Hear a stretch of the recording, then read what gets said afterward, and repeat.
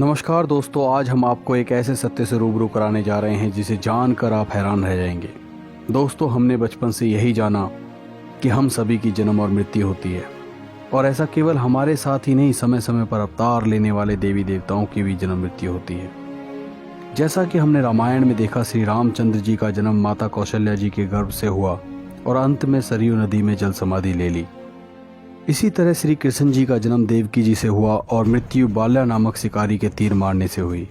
बस इसी को आधार मानकर आज तक हमने यही जाना कि भगवान भी जन्मते और मरते हैं, तो हम किस खेत की मूली हैं, ये तो प्रकृति का विधान है। लेकिन हमने यह जानने की कोशिश कभी नहीं कि जो स्वयं जन्म मृत्यु के चक्कर में है वो परमेश्वर कैसे हो सकता है। जी हाँ, परमेश्वर तो अजन्मा है, अविनाशी होना चाहिए। वह स्वयं सृष्टि के कर्ता हैं, रचयिता हैं, तो उनका जन्मदाता कोई और कैसे हो सकता है।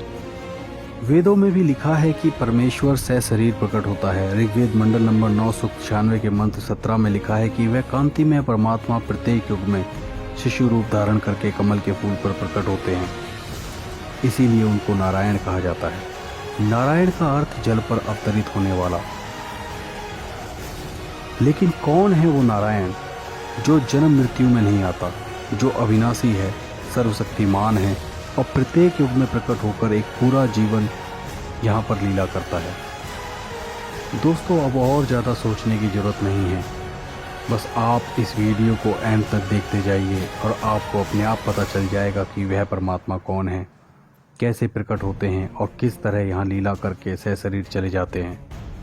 इसके अलावा हम आपको यह भी बताएंगे कि चारों युगों में शिशु रूप में परमात्मा किसको मिले।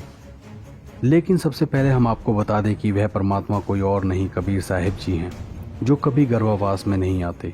वह अपने सतलोक से सशरीर आते हैं और सशरीर चले जाते हैं। दोस्तों, यह बात हम वैसे ही नहीं बोल रहे, वेदों में इसका प्रमाण है और स्वयं कबीर साहिब जी ने अपनी वाणियों में बताते हैं, ना मेरा जन्म गर्भ बसेरा, बालक बन दिखलाया, काशी नगर जल कमल पर डेरा, तहाँ जुलाए ने पाया। फिर आगे बताते हैं, मात पिता मेरे कुछ नाही, ना मेरे घर दासी, जुल्हे का सुत आन कहाया, जगत करे मेरी हंसी। गरीबदास जी महाराज जी भी कबीर साहिब जी के बारे में बताते हैं, भक्ति मुक्ति ले उतरे, मेटे तीनों ताप, मोमिन के डेरा लिया, कहे कबीरा बाप। दोस्तों, अब सवाल उठता है कि कबीर जी तो कलयुग में 600 वर्ष पहले आए थे, तो उनके परमात्मा होने के क्या प्रमाण हैं, उनको कैसे परमात्मा कह सकते हैं। इसके लिए हम आपको बताते हैं कि कबीर साहिब जी को हम पूर्ण परमात्मा क्यों बता रहे हैं और वह सभी युगों में आते हैं या नहीं। दोस्तों, कबीर साहिब जी की वाणी है, सतयुग में सत्सुकृत कह टेरा, त्रेता नाम मुनिंदर मेरा, द्वापर में करुणा में कहाया, कलयुग नाम कबीर धराया। कबीर साहिब जी चारों युगों में अलग अलग नामों से यहाँ प्रकट होते हैं और एक पूरा जीवन लीला करके चले जाते हैं।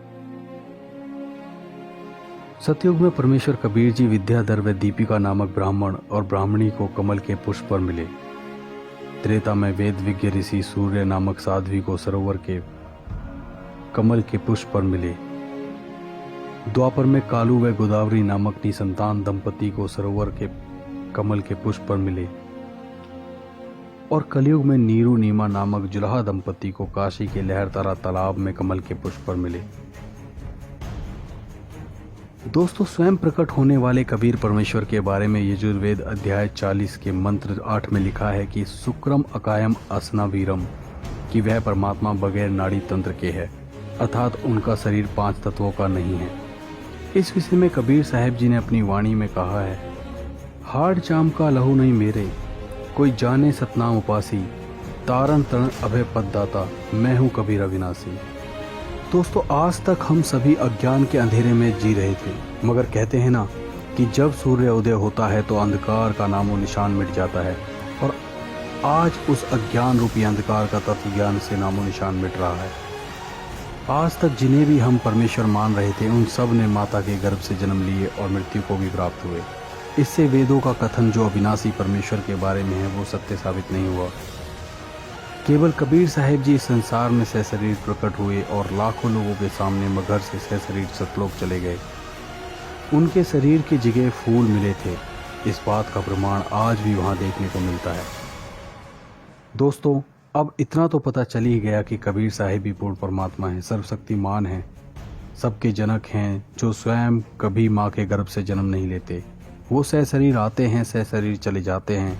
लेकिन अब यदि आप पूर्ण परमात्मा कबीर साहिब जी की भक्ति करना चाहते हैं तो उसके लिए वैसे तो वर्तमान में लाखों करोड़ों की संख्या में कबीर पंथी संत, गुरु, महंत मिल जाएंगे, लेकिन परमात्मा के कृपा पात्र संत, या ये कहें कि स्वयं परमात्मा का अवतार, तो एक समय में एक ही होता है।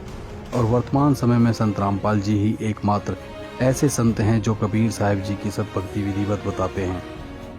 इसलिए देरी ना करें, शीघ्र अतिशीघ्र संत रामपाल जी महाराज से नाम दीक्षा लेकर अपना कल्याण कराएं।